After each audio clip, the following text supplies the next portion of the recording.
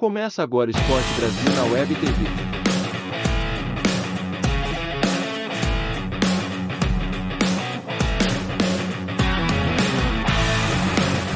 Será o campeão. Palmeiras não é o campeão? Não, ainda faltam 10 rodadas. Mas, óbvio que o Palmeiras será o campeão pela vantagem que tem, pelo futebol que tem.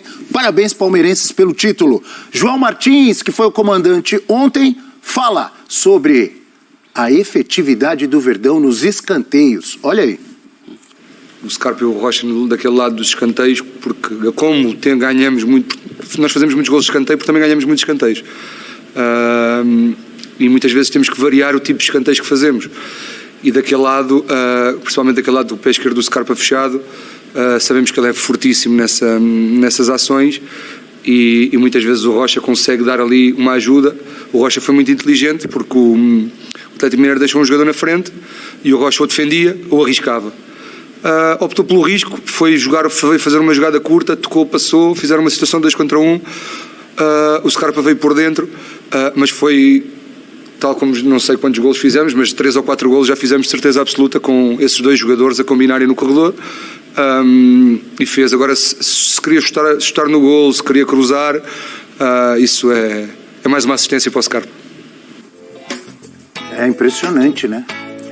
A arma realmente é poderosíssima. 16 gols do Palmeiras e escanteios no Brasileirão. Desses 16, 11 deles foram em cobrança direta, cruzamento na área, né? 69%. 5 deles foram em escanteio curto, como o de ontem, né? O cara faz a jogadinha ali, não cruza a bola direto na área. A partir do lado direito, 10 dos 16, a partir do lado esquerdo, 6. O artilheiro em gols de escanteios do Verdão em 2022 no Brasileirão é o Gustavo Gomes, que ontem não estava em campo, né? Servindo a seleção paraguaia. 6 gols. Rony fez 4, Murilo 3, Merentiel 1, Dudu também 1, e teve um gol contra que eu não lembro de quem foi. Se alguém lembrar, por favor, fale. Palmeiras, 28 jogos, tem 45 gols. Dos 45, 16 de escanteio. Eu ia mostrar a bandeira do Verdão hoje, aqui, e íamos cantar o hino. Eu estava contando com a ajuda dos amigos palmeirenses, mas nenhum deles quis trazer a bandeira. Todos com medo de zica, de zicar. Então eu quero dizer, fã de esportes, que não estamos mostrando, não é por culpa do Abel Neto. Abel Neto mostraria. Mas os palmeirenses tenho certeza que o amigo Leão, semana que vem ele já vai trazer e nós vamos mostrar. Se não trouxer, trago a minha, hein, do Verdão. Promete, professor? Eu tenho, de todos os clubes. Você tem bandeira do Palmeiras? Ecumênica. Isso é um desafio para os palmeirenses da casa. Ou vocês trazem ou tem que engolir a minha. Dependendo do que acontecer no sábado, Palmeiras e Botafogo e dos outros resultados, segunda-feira a gente traz. E cantamos o hino. Fechado. Se essa vantagem for mantida ou aumentar, a gente traz e canta o hino. Você está sendo coerente, Abel. Ano passado, estávamos aqui a essa mesma altura do campeonato, o Atlético com uma vantagem semelhante, você disse, o Atlético já é campeão brasileiro. Não é só a vantagem. A vantagem e o futebol, o que está jogando o provável campeão, o que não estão jogando os outros, aí você pode chegar a essa conclusão. Semana que vem, professor, combinado? Fechado. Vamos falar dos escanteios, então. E o Palmeiras que vai ser campeão por causa dessas jogadas de escanteio também. Você sabe que eu estava vendo esse jogo com amigos palmeirenses ontem, muitos? Você tem até amigos palmeirenses. É o que eu mais tenho. E na hora do escanteio eu brinquei. Na hora desse escanteio, alguns estavam meio dispersos, eu falei assim, olha lá, pênalti para vocês. Porque não só nos últimos jogos, claro, a gente mostrou aí, mas é pênalti para o Palmeiras no campeonato, na temporada inteira, né, gente? E a tela, eu que sou um crítico de telas, quero elogiar esta tela, porque ela realmente mostra o ponto forte dessa história, porque a gente não está falando de um samba de uma nota só. A gente não está falando de falta de repertório, a gente não está falando da cobrança de escanteio como o único recurso de um time que não tem recursos. A gente está falando de uma variedade, e a tela mostrou isso. Isso é mais um recurso. Cobrança direta, né, Natália? Fazer o 1-2, fazer o 1-2-3, como foi o caso de ontem, contando um pouco com a sorte, com um chute que não era para ser aproveitado como assistência. Não é sorte de campeão?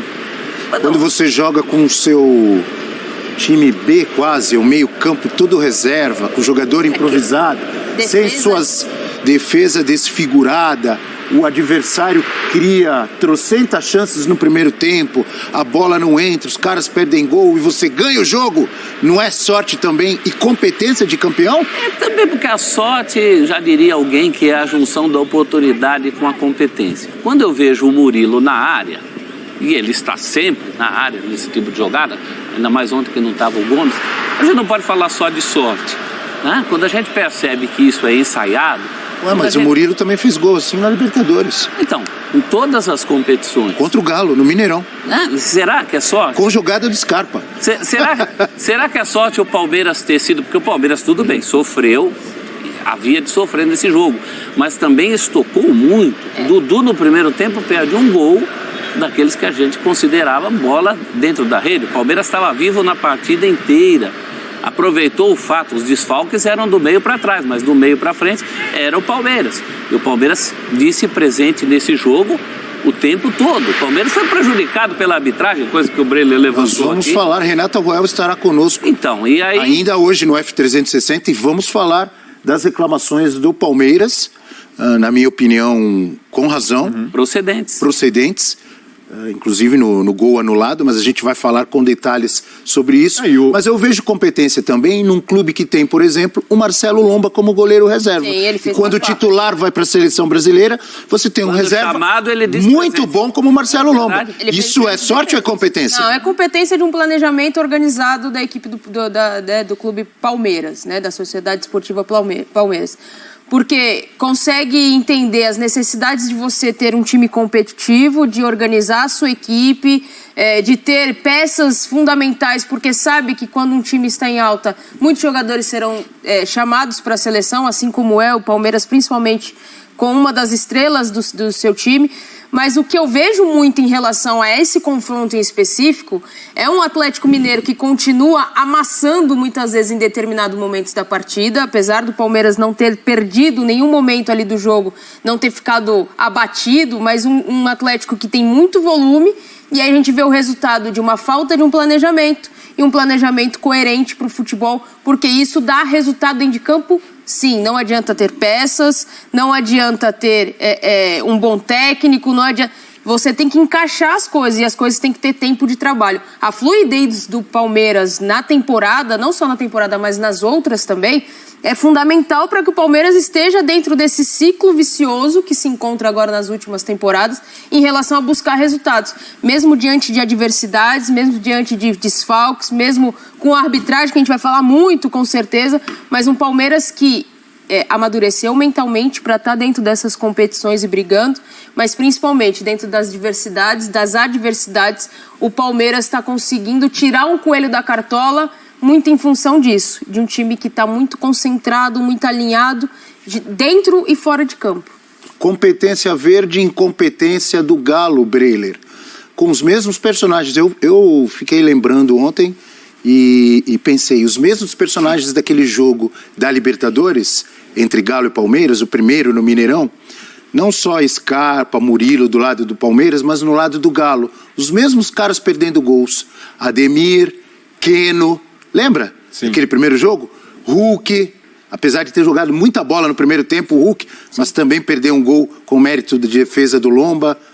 Parece que é o mesmo filme passando. Então, e não é por acaso esse filme. O Atlético cria muito, é verdade, mas muitas vezes uma criação que depende do lado intuitivo do jogador, que depende da habilidade, de o cara realmente conseguir, pelo talento que tem, fazer a diferença. E é o caso com o Hulk, que mete uma bola na trave, o Keno também.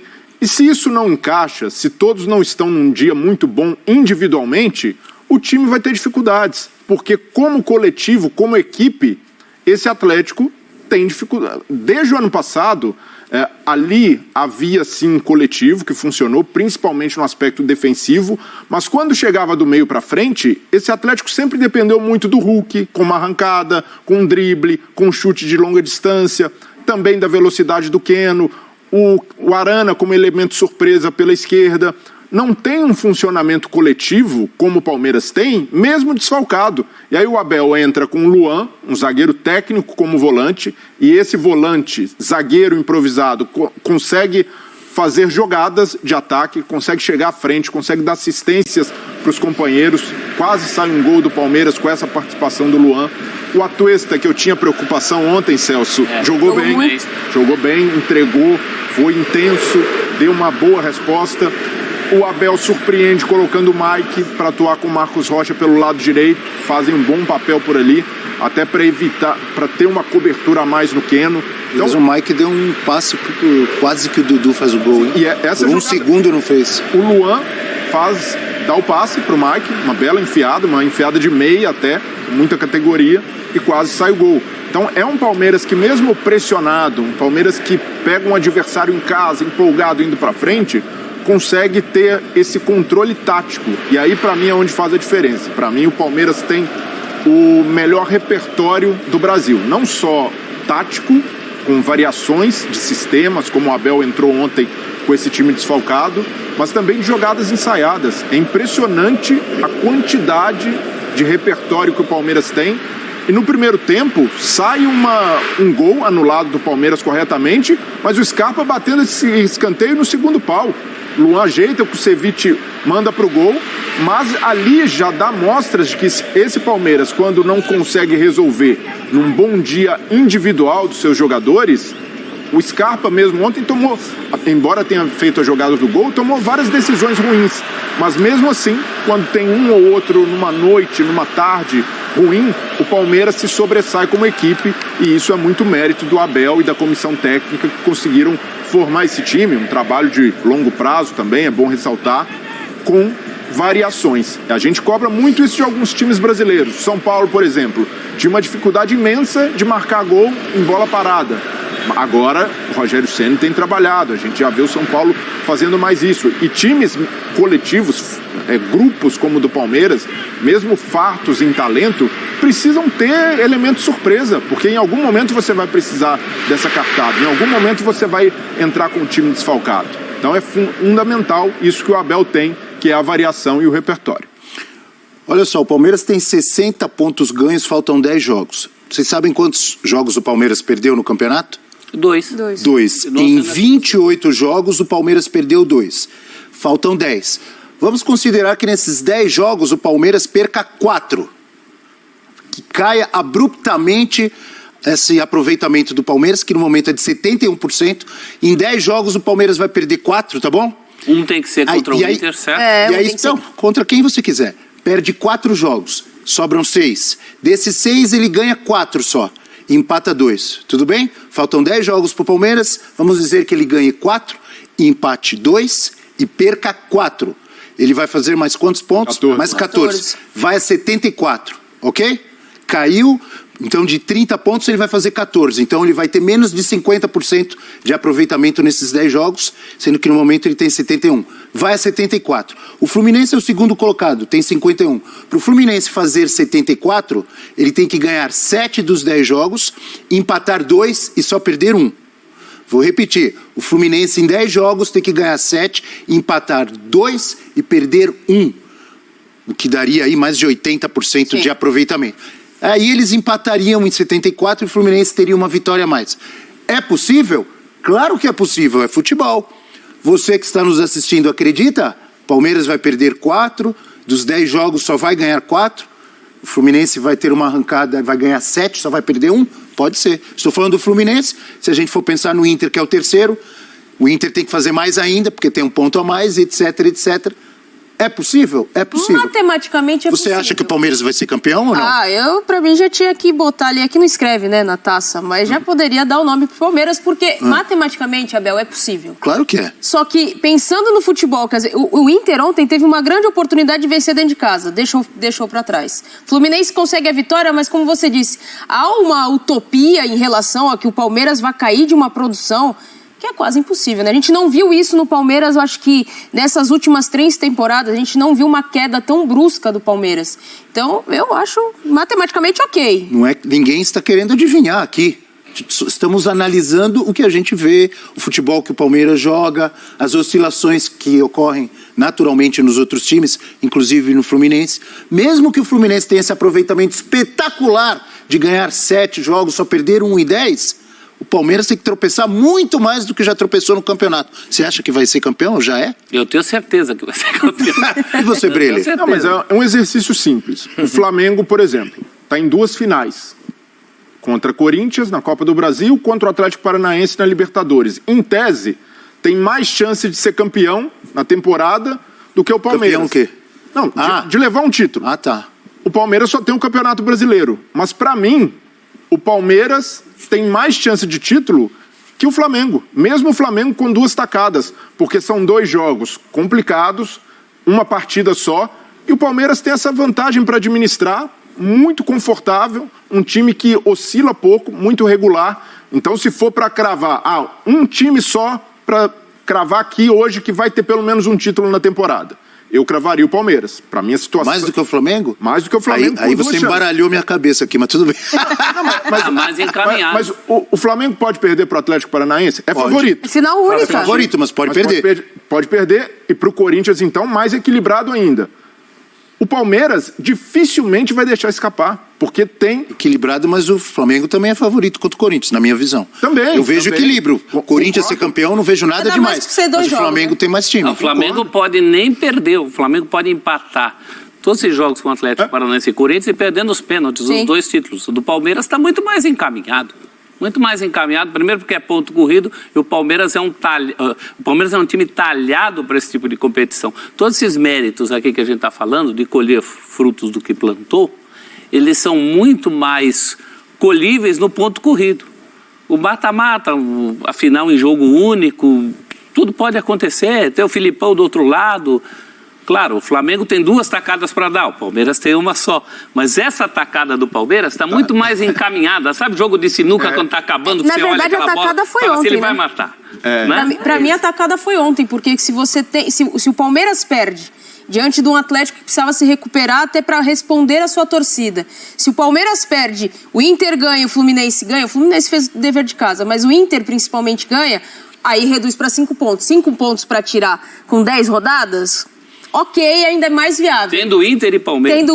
Tendo uma disputa direta para ficar com 3 pontos, aí 2 pontos de diferença, seria algo mais palpável. Agora, da rodada Só lembrando, de ontem... antes de passar a bola para o amigo Caco da Mota, que o Palmeiras teve jogo contra o Fluminense, que era vice-líder, não perdeu. Contra o Corinthians, que era vice-líder, não perdeu. Contra o Flamengo, que era vice-líder, não perdeu. Jogou contra o Santos jogou bem. O Palmeiras ficou com 1 a menos, não perdeu, ganhou. Jogou todo desfalcado contra o Atlético Mineiro no Mineirão, não perdeu, ganhou. Agora em 10 jogos vai perder 4, 5? Você acredita nisso? Não tem Tudo bem, Atlético é normal. Paranaense mais no caminho, né? E não tem São Paulo, que são os 2 times. Não, São Paulo ainda tem Palmeiras. São Paulo ainda tem. Ainda tem Palmeiras e São Paulo. Não vai ser esse aí. Mas no Allianz. Ainda tem Palmeiras e São Paulo. Mas não vai, não. E olha, eu vou imitar, Natália, vou lembrar do amigo William Tavares, que está curtindo suas férias na praia. Levou E muitas chuva pra vezes, praia. ele levou chuva para a praia. Tá quase um furacão em Santos, por sua causa, senhor William. Vê se traga o sol de volta para a Baixada Santista. Antes de tocar a bola para o Caco da Mota, eu vou chamar uma tela. O William gosta de fazer isso, eu vou fazer agora. Legal. Porque eu vou enriquecer a análise do Caco. Isso. Com essa tela aí. Olha só, agora é manter a meta, Palmeiras atinge aproveitamento revelado no livro de Abel Ferreira como meta para vencer o Brasileirão 2021, que ele fez o livro ainda falando, né? Isso. Brasileirão 2021. Então vamos ver se eu não me atrapalho aqui com esse gráfico. Em casa ele quer 71% de aproveitamento. Não, ele tem 71% e a meta no livro era 85%, está abaixo. Fora de casa, a meta no livro, ele disse que tinha que ser 57. Já está em 71. Compensou. Compensou, Uma coisa tá certo? com a outra. No geral, ele dizia que o Palmeiras tinha que ter 71% de aproveitamento para ser campeão. É o que ele tem no Brasileirão 2022. Então, como é que é o nome do livro? Cabeça Fria, Coração Quente. É isso, Caco. Fique à vontade para falar dos escanteios, dos gols, das defesas e do título. É exatamente isso, porque o Abel, como eu tinha falado, é aquela orquestra muito bem afinada do Palmeiras. Até mesmo é tão bem afinada que até mesmo quando ele não tá o João Martins, reservas, não tem o Everton, tá o Lomba, o time joga por música. com um grande repertório. São vários espetáculos, muitas vezes até esteticamente pode não ser tão bonito, mas é um jogo muito eficiente, né? Com o repertório dos escanteios, não só de uma forma fazendo gols, são várias formas, e assim também em contra-ataques, jogo reativo, jogo propositivo. Então, só o Palmeiras tiraria o título do Palmeiras do Campeonato Brasileiro. Isso não vai acontecer. O Internacional não é confiável. Se demonstrou isso contra o Bragantino. Eu tenho falado isso. Quando o Inter chega num momento de desafio para ser campeão, buscar algo, ele se atrapalha e o Mano já largou. E a equipe do Atlético Mineiro, mentalmente, muito frágil. E esse também é outro segredo da questão do cabeça fria, coração quente. O Palmeiras, fora de casa, ele é um adversário indigesto, porque por mais que o Atlético Mineiro faça um primeiro tempo melhor, o Palmeiras segura o jogo, consegue com muita eficiência, numa jogada de escanteio, buscar o resultado e amassar mentalmente o Atlético. Tanto que o Hulk sai assim não entendendo o que aconteceu. E a gente vê a fragilidade mental daquilo que a Natália fala, da falta de organização, de planejamento. Uma orquestra tem que ter toda a sua organização, planejamento de futebol. E cada vez que passa o tempo, a gente nota que o Galo está mais perdido no seu planejamento e que a vinda do Cuca, por mais que seja um excelente técnico, foi no momento errado na questão do Mohamed. Então o Galo errou nessa troca, não deu certo, não está dando certo. E ele só está melhor na tabela porque ele ainda tem uma pontuação boa e grandes jogadores que individualmente podem resolver isso. Mas esse era o jogo talvez para virada. E o Palmeiras com reserva, sem o técnico, sem o Everton, sem o Danilo, sem o Veiga, com grandes jogadores ainda e os seus reservas, muito afinado, fez o resultado. Para mim é o jogo do título. Essa vitória é o jogo da confirmação do título do Palmeiras. Agora sim dá para afirmar que ninguém tira o título do Palmeiras. Muito bem. Eu teve uma afirmação ali do Caco em relação ao Galo, que... Bom, daqui a pouco a gente vai discutir mais isso. Antes, vamos ver a participação do Fã de Esportes na hashtag F360BR. O que será que os corneteiros ou não corneteiros estão dizendo? Gelson, bom dia. Quem poderá tirar o título do Palmeiras? O próprio Palmeiras. Queda de produção, Abel sendo expulso novamente e autoestima de já ganhamos. Não tem cara de que esse time não tem cara de... Não fez isso até hoje, né? O Abel é expulso e vai lá o João Martins, até o terceiro auxiliar, e o Palmeiras joga igual. Justiça ganha do mesmo jeito. Ele fazia 52 jogos que ele não era expulso. A gente tem a impressão de que ele é expulso toda hora. Tá certo que o Palmeiras também 52 jogos pro Palmeiras, em 4 meses ele faz isso aí. Porque toda hora joga, mas também não é tão expulso assim. Eu gostei dessa do Cláudio. Cláudio, parabéns. O Palmeiras, para perder o título, precisa ter aproveitamento do Juventude, 22%. E os adversários teriam que ter o aproveitamento do Palmeiras, 71%. É Endeca. Ele já está ali dizendo que é 11 vezes campeão. 11 vezes. Mas se o Abel tivesse ontem, ele teria sido expulso. Muito provavelmente. Se ele tivesse ontem à beira do gramado, ele teria sido motivo para reclamar não faltou. Exatamente. Acho que ele ia ter que, se bobear, ele ia ficar com vontade de invadir o campo para cima do árbitro. Cristiano Pita, bom dia. Saudade do meu Galo de 2021, lutando para não perder a vaga da Libertadores. Que tristeza, Cristiano Pita. Vamos ouvir o Cuca para a gente falar mais do Galo em queda livre. Na rodada passada, antes de perder para o Palmeiras, todo desfigurado, o Galo perdeu do Avaí, na estreia do Lisca. Lembra disso? Verdade. Avaí que tá na zona do rebaixamento, não tá? O Avaí? O Galo já tá 3 jogos sem vitória no Brasileirão, o Galo, hein? Vamos ouvir o Cuca. Não se trata de ter culpados, pelo contrário, quando perde todo mundo. Gostaria muito de estar aqui elogiando a partida, se ela tivesse sido como foi o primeiro tempo, mas após o gol, nós não fomos bem de novo, né? E toda vez que a gente está tomando um gol, o time está sentindo muito. É um ano ruim para o Galo, mas já tiveram anos piores. Em 2021 eu era um dos candidatos a ser o treinador da seleção. Hoje não sou mais. Por quê? Por causa deles. Mas eu era candidato a ir para a seleção por causa deles. Então eu não posso reclamar deles.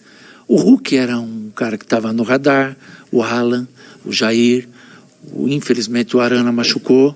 Cara, a gente tá no barco junto, eu não vou culpar ninguém ali, nós vamos sair disso junto. Ou afundamos junto ou saímos junto, eu não largo não. Depois acabou o ano aí, que nem o Ricardo esses dias deu uma entrevista e muito coerente o que ele falou, que se os números não tiverem bom, faz-se mudança, isso aí é natural na vida, eu concordo com ele. Vamos ver um pouco mais do aproveitamento do Atlético Mineiro desde a estreia do técnico Cuca nessa volta dele ao Galo. São 11 jogos e só 2 vitórias, 4 empates, 5 derrotas. Eu lembro quando o Turco Mohamed era cornetado lá no meio pro fim da passagem dele, corneta pra tudo que é lado, e ele dizia, mas eu só perdi 2 jogos, calma. Olha aí, o Cuca em 11 já perdeu 5, aproveitamento de 30,3%, é um aproveitamento de rebaixados. Os 4 últimos colocados do Brasileiro, vai lá ver o aproveitamento deles. Se eu não me engano, o 17º e 18º tem 32%, 33%. Gols marcados... 33% tem o Avaí e 35% de aproveitamento tem o Cuiabá no campeonato inteiro. E aí a gente está analisando só esses 11 jogos desde a volta do Cuca, só para a gente ter uma ideia do quanto é muito ruim esse aproveitamento do Galo com o Cuca nessa volta dele, né? Gols marcados 9 em 11 jogos, é menos de 1 gol por partida, e 13 gols sofridos em 11 jogos, 1,2 por jogo, mais de 1 gol sofrido por partida de média. Ele assumiu o time na 4ª posição e hoje o Galo é o 7º colocado. Fez só 8 pontos nessa volta do Cuca. Isso diz muito, né? Essa tira ali embaixo, ela diz muito. Porque a partir do momento que ele assume o time ali numa 4ª colocação, ainda pensando em coisas maiores, e só ganha 8 pontos com o elenco que ele tem, aí é muito a ser questionado. E não vamos esquecer que isso tem muito a ver com ele. Sim. O Galo já teve anos piores, o Galo foi até rebaixado para a Série B de Campeonato Brasileiro, mas o Galo nunca teve um ano tão ruim vindo de um ano tão bom.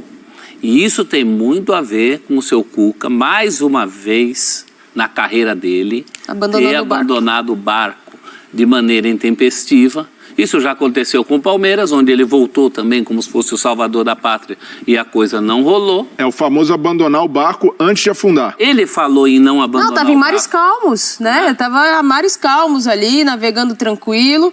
Ele, não tô mais afim. Sabe o que eu contesto? Acabou a graça.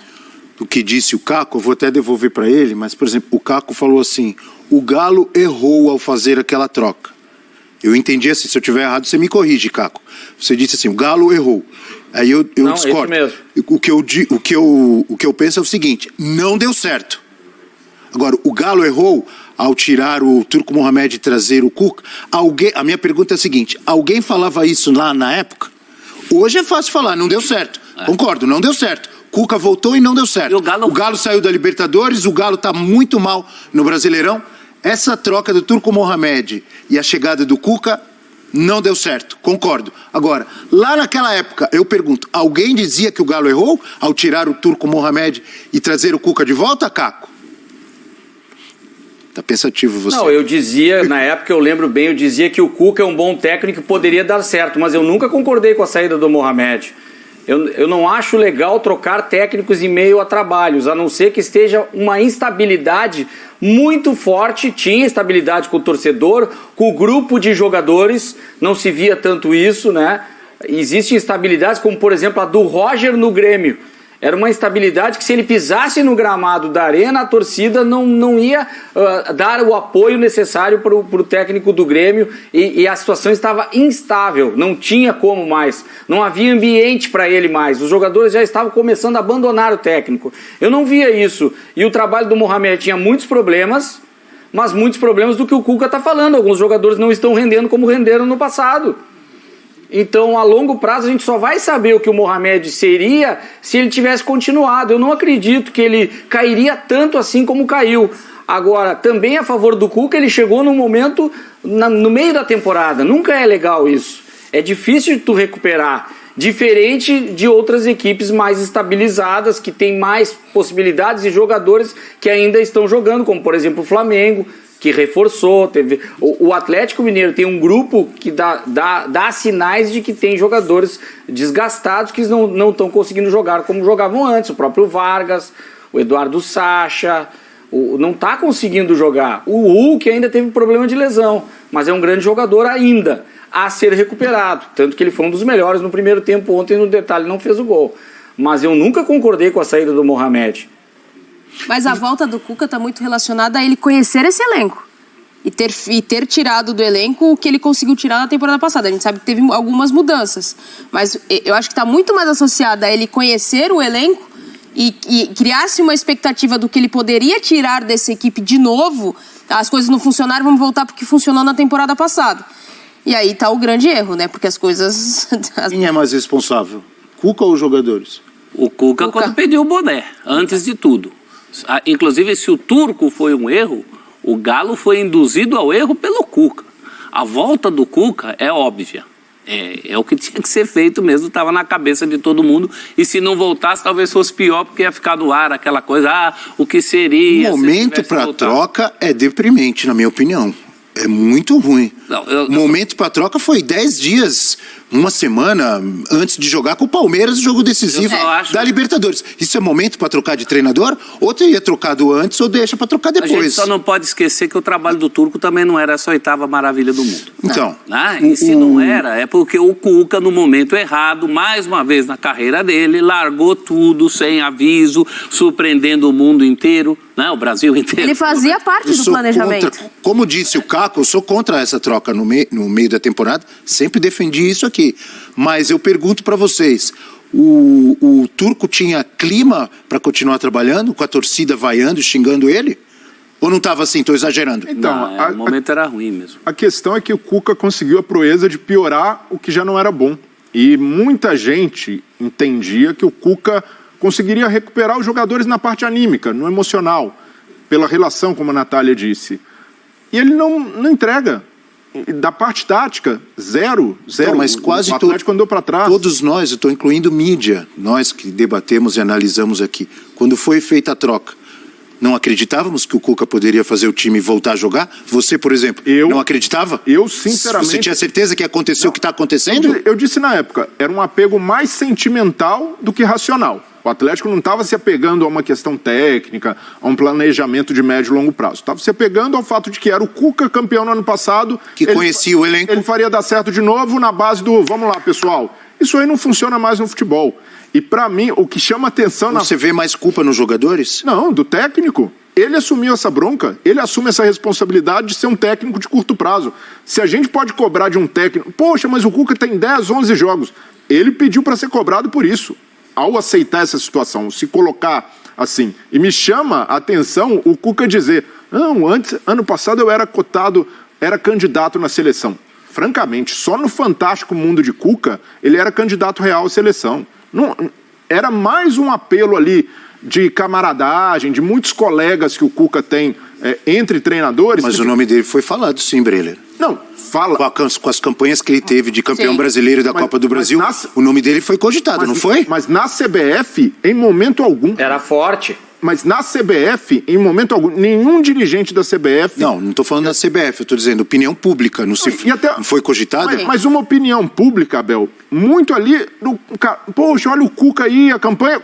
Mas é sempre assim. Não é sempre assim? Então, não é assim que o técnico começa a ser cotado para a seleção brasileira? Quando ele faz bom trabalho, ganha títulos em um clube, não é assim? Esse ano a gente está falando o Dorival, com esse trabalho curto no Flamengo. Então, já tem gente... Eu estou te dizendo. Até ele deu a cabeça dele depois da derrota de outro contra o Fortaleza. Mas a opinião pública funciona assim em relação a um técnico começar a ser falado para a seleção brasileira. Sempre foi assim. Até na opinião pública, eu vejo que não era um sentimento de, poxa, esse é o cara do momento. Até o Jorge Jesus, para mim, chegou a ter um cartaz melhor do que o Cuca. O Cuca tem uma rejeição enorme também.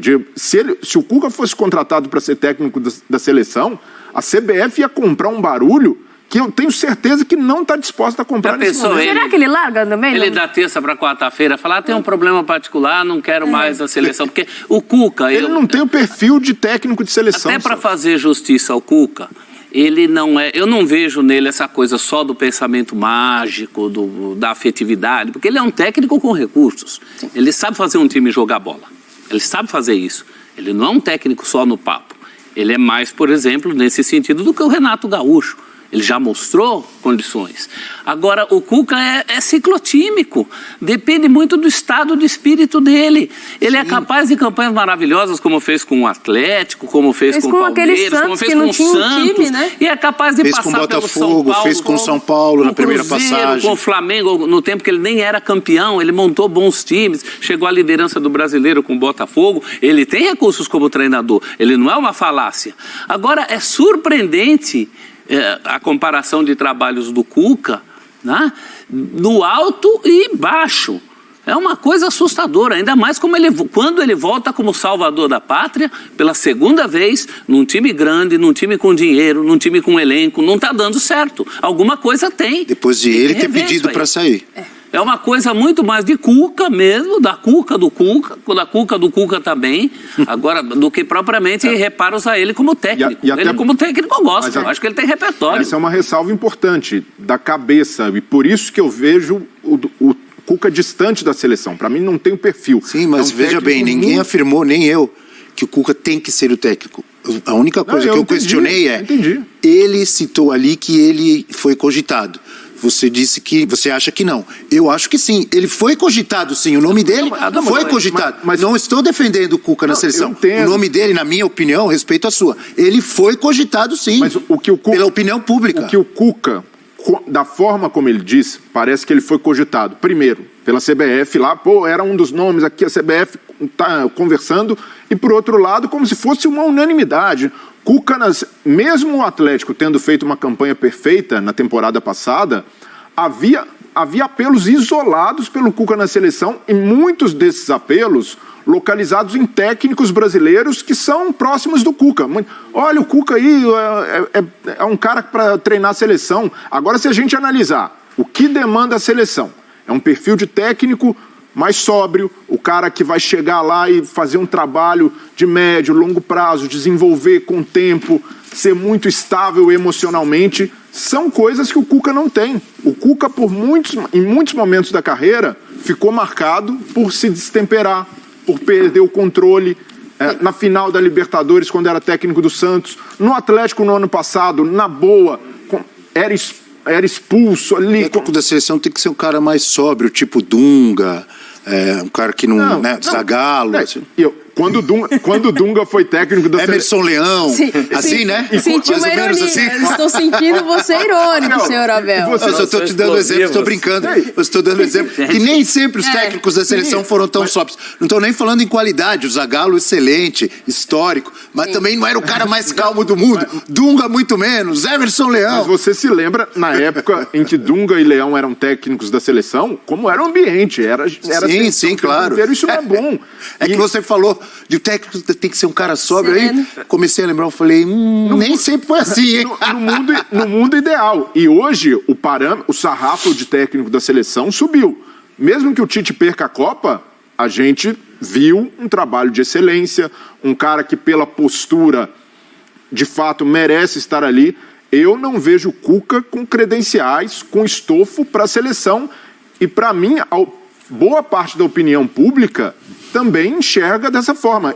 Para mim faz mais sentido a seleção fazer uma aposta em um técnico menos vencedor, um técnico que não tem o currículo do Cuca, mas que a gente consiga enxergar uma forma de trabalho, um método, processos, e isso eu não vejo nos trabalhos do Cuca, nem mesmo no ano passado no Atlético. Fã de esportes na hashtag F360BR. Será que vão falar do Cuca?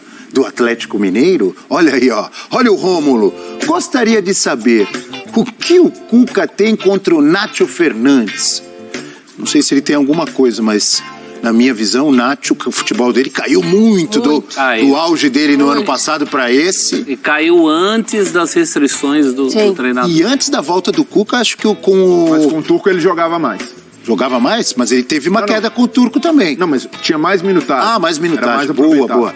Ademir, bom dia, Ademir. Curiosidade dessa rodada. 3 clubes paulistas ganharam dos 3 Atléticos. É mesmo? Eu não tinha pensado nisso, hein, Ademir? Então o Santos ganhou do Paranaense, o Corinthians ganhou do Goianiense e o Palmeiras ganhou do Mineiro. Olha, Ademir, ninguém tinha pensado nisso. Tá vendo, professor? Tá vendo? Você que é o rei das tabelas, dos números, de tudo. Gente, tem os Como fãs de você não esporte. pensou nisso e o Ademir pensou? Eu não pensei porque um dos Atléticos é com H. Então na minha tabela ele entendeu? Ele não aparece ali. Se eu der um fine em Atlético, Tá ele certíssimo, não... professor. O Sensacional. professor não erra. Faltou algum Atlético? Atlético Mineiro, Atlético Goianiense, Atlético Paranaense. No Brasil tem mais Atlético? Cearense. Tem Cearense? Em outras Atlético divisões. Sorocaba. Aí a gente vai embora. Atlético Nacional de Medellín. Intervalo agora, é isso, Leão?